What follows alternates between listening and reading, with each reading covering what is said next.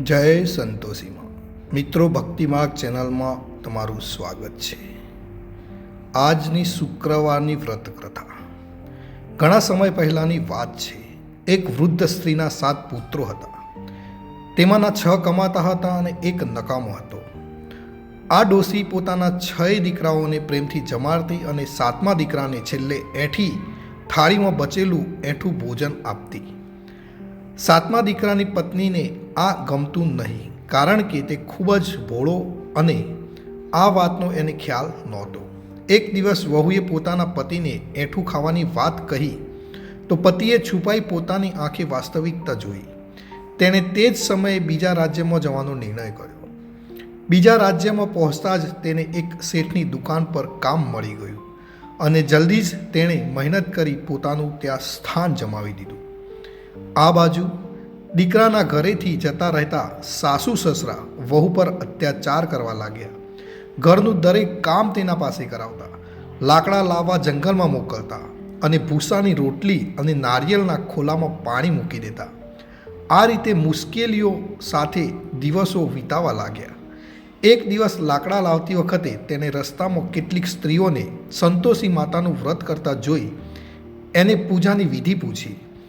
તેણે પણ કેટલાક લાકડા વેચી ₹1 રૂપિયાના ગોળ ચણા લઈ સંતોષી માતાના મંદિરે જઈ સંકલ્પ કર્યો। 2 શુક્રવાર વીતતા જ તેના પતિની ખબર અને પૈસા બંને આવ્યા। વહુએ મંદિર જઈ માતાને ફરિયાદ કરી કે તેને પતિ પાછો આવી જાય।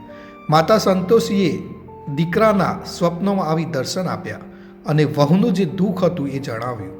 તેની સાથે જ તેને પાછા ઘરે જવાનું નક્કી કર્યું। માતાના આશીર્વાદથી તમામ કામ પૂર્ણ કરી તે બીજા દિવસે કપડાં ઘરેણાં લઈ ઘરે જવા નીકળ્યો। એ જ દિવસ માતાએ પત્નીને જ્ઞાન આપ્યું કે આજે તારો પતિ પાછો ફરશે, તું નદી કિનારે થોડાક લાકડા મૂકી દે અને મોડેથી ઘરે જઈ આંગણામાંથી જ અવાજ આપજે કે સાસુમાં લાકડા લઈ લો અને ભૂસાની રોટલી આપી દો, નારિયેળના ખોલામાં પાણી આપી દો। વહુએ આમ જ કર્યું। તેને નદી કિનારે જે લાકડા મૂક્યા હતા તેને જોઈ દીકરાને ભૂખ લાગી અને ત્યાં જ એને રોટલી બનાવી ખાઈ આગળ વધ્યો। ઘરે પહોંચતા જ માતાને ભોજન વિશે પૂછતા જ તેને ના પાડી દીધી અને પત્ની વિશે પૂછ્યું તો બહારથી જ અવાજ આવ્યો। દીકરાની સામે સાસુ જૂઠું બોલવા લાગી કે રોજ 4 વાર ખાય છે, આજે તને જોઈને નાટક કરે છે। આ આખું દ્રશ્ય જોઈ દીકરો પોતાની પત્નીને લઈ બીજા ઘરે ઠાઠી રહેવા લાગ્યો। શુક્રવાર આવતા જ પતિએ વ્રતની ઉજવણીની ઈચ્છા દર્શાવી। ત્યારે પતિએ આજ્ઞા આપી અને તેને પોતાના જેઠના દીકરાઓને આમંત્રણ આપ્યું।